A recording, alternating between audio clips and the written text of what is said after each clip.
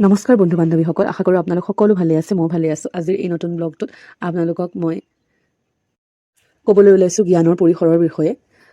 যে knowledge is freedom. আপোনালোকে তেতিয়ালৈকে স্বাধীনচিতি অনুভৱ কৰিব নোৱাৰিব যেতিয়ালৈকে আমাৰ জ্ঞানৰ পৰিসৰটো সীমিত হৈ থাকিব। জ্ঞান বস্তুটো এনেকুৱা নহয় যে অকল কিতাপৰ পৰাই বা কাৰোবাৰ কথা শুনি বা কিবা এটা ভিডিঅ' চাইহে আমি জ্ঞান লাভ কৰিব পাৰিম। জ্ঞান বস্তুটো পৃথিৱীৰ নেচাৰৰ প্ৰত্যেকটো বস্তুৰ লগতেই কিছুমান কথা জড়িত হৈ আছে আৰু সেই সকলোবোৰ কথাৰ পৰাই আমি জ্ঞান লাভ কৰিব পাৰোঁ। আৰু এটা কথা যে you can't expect anything beyond your knowledge. আমি কেতিয়াও নিজৰ নলেজত যিখিনি বস্তু থাকে তাতকৈ বেছি কেতিয়াও কোনো বস্তু এক্সপেক্ট কৰিব নোৱাৰোঁ, মানে আশা কৰিব নোৱাৰোঁ। যদি আমি পৃথিৱীখনত তেনেকুৱা কিবা ঘটনা, পৰিঘটনা বা বস্তু হৈ আছে, নতুবা ঘটি আছে বা তেনেকুৱা কিবা বস্তু আছে বুলি গমেই নাপাওঁ, তেনেহ'লে আমি কেতিয়াও সেই বিষয়ে চিন্তাই নকৰিম আৰু সেই বিষয়ে জানিবলৈ ইচ্ছা প্ৰকাশো নকৰিম। বিশেষকৈ বহুতো মহিলাই নিজকে চাৰিবেৰৰ ভিতৰত আবদ্ধ কৰি ৰাখিবলগীয়া পৰিস্থিতিত পৰে। ঘৰৰ কামেই হওক বা ঘৰৰ পৰিয়ালৰ সদস্যসকলৰ দায়িত্ব সামৰাতেই হওক বা বিভিন্ন কাৰণত ঘৰৰ পৰা ওলাই গৈ নাইবা ঘৰৰ ভিতৰতেই হওক বিভিন্ন কিতাপ পত্ৰ পঢ়ি বা বিভিন্ন লোকৰ লগত লগ পাই কথা বতৰা পাতি জ্ঞানৰ পৰিসৰ বৃদ্ধি কৰিবলৈ সুবিধা নাপায়, অৰ্থাৎ সময় নাপায়। আৰু তাৰ ফলত তেওঁলোকৰ বহুতো ক্ষেত্ৰত কেতিয়াবা সকলোৰে নহয় কিন্তু কিছুমানৰ হোৱা মই দেখা পাওঁ যে তেওঁলোক হীনমান্যতাত ভোগে। ঘৰৰ আন সদস্যসকলে কয়, নাই তুমি এইবোৰ নাজানিবা, তুমি এইবোৰত মাথা মাৰি লাভ নাই, তুমি এইবোৰ টেনশ্যন লৈ লাভ নাই, তুমি ভাত বনোৱা কাম তোমাৰ ভাত বনোৱা, আৰু এইবোৰ টেনশ্যন আমি ল'বলৈ আছোঁ, এইবোৰ কাম আমি কৰিম, তোমাৰ এইবোৰত ইনভলভমেণ্টৰ প্ৰয়োজন নাই। আৰু সেই তেনেকুৱা কথা কিছুমানৰ ফলত যেতিয়া এগৰাকী মহিলাই হীনমান্যতাত ভোগে আৰু সেই হীনমান্যতাৰ কথা তেওঁলোকে কাৰো আগত ক'বও নোৱাৰে আৰু ক'বলৈ চেষ্টা কৰিলেও চবেই হাঁহি মাতি উপলুঙা কৰি তেওঁলোকক হাঁহিয়াতৰ পাত্ৰ কৰে, তেনে মহিলাসকলৰ কাৰণে মই কৈছোঁ যে নিজকে কেৱল পাকঘৰ বা ঘৰৰ চাৰিবেৰৰ মাজতে আবদ্ধ কৰি ৰখাতকৈ নিজৰ জ্ঞানৰ পৰিসৰ বৃদ্ধি, অৰ্থাৎ নিজৰ মনটো মুকলি কৰিবৰ কাৰণে আৰু কাৰো কেতিয়াও হাঁহিয়াতৰ পাত্ৰ নহ'বৰ বাবে আৰু কেতিয়াও কোনো কাৰণতেই হীনমান্যতাত ভুগিবলগীয়া নহওক, সেই স্বাৰ্থতেই নিজক অলপ সময় দিয়ক, নিজৰ মনটোক বুজি উঠক। কেৱল আনৰ বাবেই নিজকে উচৰ্গা কৰাৰ আগতে নিজৰ বাবেও কিছু কাম কৰাৰ যে প্ৰয়োজন আছে সেই কথা বুজি নিজক সময় দিয়াৰ নিতান্তই প্ৰয়োজন। ইয়াৰ অৰ্থ এইটো নহয় যে আপুনি ঘৰৰ দায়িত্ব বা আন যিবিলাক দায়িত্ব আছে সেইবোৰৰ পৰা পিঠি দিব, বা এগৰাকী মহিলাই নিজক সময় দিয়াৰ অৰ্থ এইটো নহয় যে তেওঁ আৰু কেতিয়াও ঘৰৰ আন সদস্যসকলৰ দায়িত্ব নল'ব। সেইবুলি বহুতেই বিশেষকৈ কিছুমান পুৰুষে ভাবে বা নাৰীয়ে নাৰী শত্ৰু বুলি কয়, কিছুমান নাৰীয়ে ভাবে যে ঘৰৰ মহিলাগৰাকী ওলাই গ'ল তাৰ অৰ্থ এইটোৱে যে তাই আৰু বা সেই মহিলাগৰাকী এই ঘৰৰ দায়িত্ব নল'ব, তাই ওলাই গ'ল মানে তাইৰ পাখি লাগিল, এনেকুৱা কিছুমান শব্দৰ প্ৰয়োগ দেখা যায়। আচলতে দুই এগৰাকী মহিলাই কৰা ভুলৰ বাবেই আমি কেতিয়াও সমগ্ৰ মহিলা জাতিটোক কেতিয়াও আমি এনেধৰণৰ অপবাদ দিব নালাগে। ঠিক তেনেদৰে কিছুমান পুৰুষে কৰা ভুলৰ বাবে আমি যেনেকৈ সমগ্ৰ পুৰুষ জাতিক বদনাম কৰিব নালাগে বুলি কওঁ, মহিলাৰ ক্ষেত্ৰতো সেই একেখিনি কথাই প্ৰযোজ্য হয়। সেয়েহে সকলোৱে সকলোকে সমান গুৰুত্ব প্ৰদান কৰিব লাগে আৰু সকলোৰে যে নিজৰ এখন পৃথিৱী আছে, নিজৰ মনৰ মাজত যে বহুতো কথা সকলোৰে দোলা দি থাকে আৰু সেই মনে বিচৰা কামসমূহ সকলোৱে যাতে সুন্দৰকৈ কৰি নিব পাৰে, মহিলা কিম্বা পুৰুষ যোনেই নহওক, সেইখিনি মানুহে এজনে আনজনৰ সেই নিজৰ পাৰ্চনেল স্পেচটোক ৰেচপেক্ট দিব লাগে। আৰু তেনেকৈ ৰেচপেক্ট দিলে মানুহৰ মাজৰ সম্পৰ্কবিলাক সুন্দৰ হৈ থাকে। আমি এটা কথা বুজি নাপাওঁ যে প্ৰত্যেকৰে নিজৰ একো একোটা জীৱন আছে আৰু সেই নিজৰ একো একোটা জীৱনত সকলোৰে নিজৰ ব্যক্তিগত স্বাধীনতা আছে আৰু অ'ভাৰ ইনভলভমেণ্ট প্ৰতিটো বস্তুতেই সকলোৱে নিবিচাৰে যে প্ৰত্যেকজন মানুহ আহি জড়িত হওক। সেইকাৰণে কাৰো জীৱনতেই কাৰো ব্যক্তিগত স্পেচত কেতিয়াও অ'ভাৰ ইনভলভ হৈ পৰিব নালাগে, যাৰ ফলত সেই পাৰ্টিকুলাৰ ব্যক্তিজনেও আঘাত পায় মনত আৰু লগতে নিজেও অশান্তিত ভুগিবলগীয়া হয়, যেতিয়া সেই অন্য ব্যক্তিজনৰ মুখৰ পৰা বা তেওঁৰ এক্সপ্ৰেশ্যনৰ পৰা আমি তেওঁৰ যি অশান্তি পাইছে সেইটো যেতিয়া প্ৰকাশ হৈ উঠে আৰু তেতিয়া আমি নিজেও লাজ পোৱা পৰিস্থিতিৰ দৰে হয়। সেইকাৰণে কেতিয়াও আনৰ ব্যক্তিগত স্পেচত অ'ভাৰ ইনভলভ হ'বলৈ চেষ্টা কৰিব নালাগে। যেতিয়া আপোনাক সোধে যে এইটো কাম কৰিম নেকি, তেতিয়া আপুনি আপোনাৰ অপিনিয়নটো দিব পাৰে, বাট সেই অপিনিয়নটো কাৰোৰে ওপৰত ইম্প'জ কৰিবলৈ চেষ্টা কৰিব নালাগে। পোনপ্ৰথমেই কৈছিলোঁ মই জ্ঞানৰ পৰিসৰৰ কথা।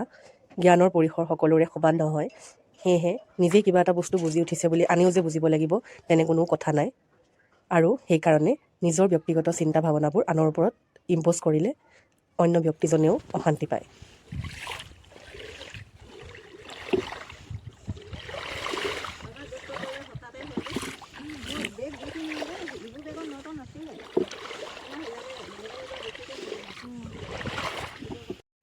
বাকী আপোনালোকে সম্ভৱ ভাবিছে যে মই এখন নাৱত মানে ক'ত ফুৰি আছোঁ। আচলতে আমি সকলো গৈছিলোঁ মাগুৰী বিললৈ। বৰ ধুনীয়া বিলখন, তাত বহুতো চৰাই চিৰিকটি দেখিবলৈ পালোঁ। আমি প্ৰথমতে ভবা নাছিলোঁ ইমানবোৰ চৰাই দেখিবলৈ পাম বুলি, বৰ ধুনীয়া লাগিলে। বিভিন্ন ধৰণৰ হাঁহ আদি আমি দেখিবলৈ পালোঁ আৰু বগলী আৰু বিভিন্ন হাঁহ যিবোৰ আমি সচৰাচৰ দেখা নাপাওঁ। আৰু বিলখন সঁচাই বৰ মানে সুন্দৰ দেখিবলৈ। মানে ভিতৰলৈ যে ইমান ডাঙৰ এটা এৰিয়া কভাৰ কৰি আছে, বাহিৰৰ পৰা ধৰিব নোৱাৰি। বাহিৰৰ পৰা মানে আপুনি যেতিয়া গৈ পেলাই যিখিনি জেগাত আপুনি নাওবোৰ মানে ভাড়ালৈ ল'ব লাগে সেইখিনিৰ পৰা ধৰিবই নোৱাৰি। আচলতে নাৱৰীয়া ককাইদেউজনে আমাক কৈছিলে যে ভিতৰলৈ বহুত ধুনীয়া ধুনীয়া মানে ফুল আৰু চৰাই চিৰিকটি দেখিবলৈ পাব আৰু বহুত ডাঙৰ বিলখন। তথাপিতো আমাৰ মনত অলপ সন্দেহ আছিলে যে সঁচাই কৈছে জানো, কিন্তু সঁচাই আমাৰ সন্দেহক মানে ভুল বুলি প্ৰতিপন্ন কৰি নাৱৰীয়া ককাইদেউজনে কোৱাৰ দৰেই ভিতৰত বৰ ধুনীয়া ধুনীয়া চৰাই চিৰিকটি আদি দেখিলোঁ। আৰু এই বিলখনেৰে গৈ থাকোঁতে এটাই মানে ভাল লাগিলে যে এটাই অনুভৱ কৰিলোঁ যে আমি মানে কিমান বস্তুৰ বিষয়ে মানে আমি পৃথিৱীত নাজানোৱে, কিমান বস্তু আমি একো দেখাই নাই। এইখনটো এখন বিলহে, আৰু সাগৰ আছে, মহাসাগৰ আছে, সেই সকলোবোৰত চাগে কিমান কি বস্তু আছে। সেইকাৰণে মই প্ৰথমতেই কৈছিলোঁ যে জ্ঞানৰ পৰিসৰটো আমাৰ মানে যেতিয়া আমি বিভিন্ন ঠাইলৈ যাওঁ, বিভিন্ন বস্তু দেখোঁ, বিভিন্ন কথা শিকোঁ, তেতিয়া আমাৰ জ্ঞানৰ পৰিসৰটো বাঢ়ি বাঢ়ি গৈ থাকে। আৰু তেতিয়া আমাৰ যিখিনি আশা আকাংক্ষা সেইখিনিও বহলি গৈ থাকে। আশা মানে মই এইটো কথা কোৱা নাই যে টকা পইচাৰ আশাটোৰ কথাই কোৱা নাই, কিবা এটা জানিবলৈ আশা, কিবা এটা শিকিবলৈ আশা, সেই আশাবোৰো আমাৰ বাঢ়ি বাঢ়ি গৈ থাকে।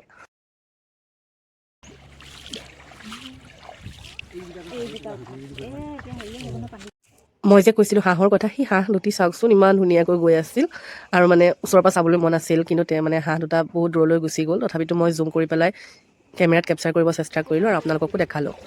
তাৰপিছতে এয়া চৰাইবোৰ উৰি উৰি গৈ আছে, ইমান ধুনীয়া। আৰু ঠাণ্ডা দিনত বেছি ভাল লাগিছে, মানে এটা ফিৰফিৰীয়া বতাহো আহি আছে আৰু ঠাণ্ডাও মানে পৰিছে, আৰু গাত ৰ'দো পৰিছে বাৰু।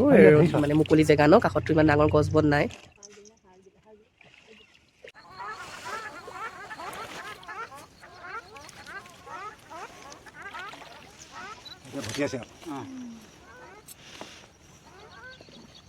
এটা কি ঘাঁহ কয়?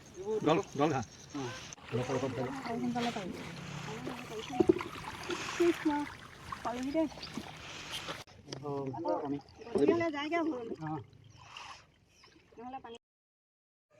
আৰু এয়া আহি আমি ঘাটৰ ওচৰ পালোহি। আশা আৰু সন্দেহ দুয়োটাৰ মাজেৰে গৈছিলোঁ। মানে আশা আছিল যে ফুলখিনি আৰু চৰাই চিৰিকটিখিনি দেখোঁ, আৰু সন্দেহো আছিল সঁচাই জানো দেখা পাম। বাট যি নহওক দেখা পালোঁ, ভাল লাগিল। সন্দেহটো মিছা বুলি প্ৰতিপন্ন হ'ল, বহুত ভাল লাগিলে। আৰু এয়া ওচৰতে এখন সৰু হোটেল আছিলে, মানে তেনেকুৱা মানে খাবৰ বাবে বহুত বেছি ডাঙৰ ৰেষ্টুৰেণ্ট নাছিলে, বাট এখন হোটেল আছিলে, আৰু হোটেলখন বৰ ভাল লাগিল। ওচৰতে আছিলে, মানে নৰ্মেলকৈ ধুনীয়াকৈ মানে আমাৰ ঘৰত যেনেকৈ বনায় তেনেকেই বনাই দিছে। ৰুটি আৰু মটৰৰ ঘুগুনি সেয়া খালোঁ। আৰু ওচৰতে আহি এটা ঘাট এটা আছিলে, ডিব্ৰু নৈৰ ঘাট, আৰু সেই ঘাটটো চাবলৈ আহিলোঁ। ফেৰীটো উঠিব পাৰি, কিন্তু আমি নাৱত উঠি আহিছিলোঁহে, আৰু ফেৰীত উঠিবলৈ মন নগ'ল, আৰু সময়ৰো অভাৱ আছিল, সোনকালে গৈ ঘৰ পাবগৈ লাগিব। আৰু এই ঘাটটোতে আমি অলপ সময় অতিবাহিত কৰিলোঁ। আপোনালোককো অলপ দেখাবলৈ চেষ্টা কৰিছোঁ ঘাটটো, বৰ ধুনীয়া লাগিল। মানে আমাৰ উজান বজাৰৰ ফালে গুৱাহাটীৰ সেয়া মনত পৰি গ'ল। বিশেষকৈ মই আপাৰ আছাম আগতে গৈ পোৱা নাই বিয়াৰ আগতে, তেনেদৰে মানে শিৱসাগৰলৈকে গৈ পাইছোঁ অৱশ্যে, কিন্তু তাতকৈ আগলৈ গৈ পোৱা নাই। সেইকাৰণে উজান বজাৰ ঘাটটোলৈ মনত পৰি গ'ল। উজান বজাৰ ঘাটটোলৈ গুৱাহাটীলৈ গ'লে দেখা হয়েই, প্ৰায়ে দেখা হয় মানে গুৱাহাটী গ'লে মোৰ। সেইকাৰণে উজান বজাৰ ঘাটটোলৈ মনত পৰি গ'ল। আৰু ওচৰতে এখন মানে ৰিজৰ্ট টাইপো আছিল, ৰিজৰ্ট নে ৰেষ্টুৰেণ্ট মই পাহৰিছোঁ, বাট দেখাত ৰিজৰ্ট টাইপেই লাগে। আৰু দোকান পোহাৰো আছিল, এইখিনি দোকান পোহাৰ অৱশ্যে কেইবাখনো আছিল, আৰু চাহ বাগিচাও আছে ইফালে। মোৰ অৱশ্যে ফটো তোলা নহ'ল চাহ বাগিচাত। তাৰপিছতে আমি উভতি আহিলোঁ। উভতি আহি তিনিচুকীয়াতে মাহঁতে কিবা কিবি বজাৰ পাতি কৰিলে, ময়ো দুই এটা সৰু সুৰা বস্তু কিনিলোঁ। তাৰপিছতে চাহ খাবলৈ সোমালোঁ। মই মিঠাইহে খালোঁ, চাহটো মই এনেও বৰ বেছি নাখাওঁ, গাখীৰ চাহটো মই নাখাওঁ, লাল চাহটো খাওঁ। আৰু মিঠাই এটা খালোঁ। তাৰপিছতে আমি ঘৰলৈ বুলি উভতি আহিলোঁ। বাকী এনেকেই দিনটো সুন্দৰকৈ মানে উদযাপন কৰাৰ দৰেই হ'ল। জীৱনটো আচলতে উদযাপনেই কৰিব লাগে, জীৱন জীয়াই থকাৰ নাম। আৰু জীৱনটো জীয়াই থাকিবৰ বাবে বিভিন্ন ধৰণৰ এক্টিভিটি আমি কৰিব পাৰোঁ, আৰু সেই এক্টিভিটিখিনি কৰাটো আচলতে আমাৰ নিজৰেই দায়িত্ব। নহ'লে জীৱনটো মনোটোনাছ হৈ যায়।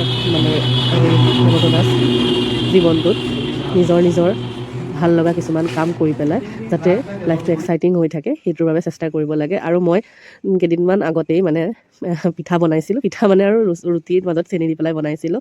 কোনোবাই নাৰিকলৰ পুৰো দিব পাৰে, মানে নাৰিকলটো ৰুকি লৈ। কিন্তু মই মানে সেইদিনা ভিডিঅ' কৰি ৰাখিছিলোঁ, আৰু মানে ভিডিঅ'টো মই প্ৰথমতে এডিট কৰোঁতে লগাবলৈ পাহৰি গ'লোঁ, সেইকাৰণে পিছতে লগাই দেখাইছোঁ। সেইদিনা অৱশ্যে বনোৱা নাছিলোঁ, সেইদিনাটো আহি ভাগৰ লাগিল আৰু একো বনোৱা নহ'ল। এই পিঠাকেইটা কেইদিনমান আগতেই বনাইছিলোঁ, তাকে আপোনালোকক দেখালোঁ।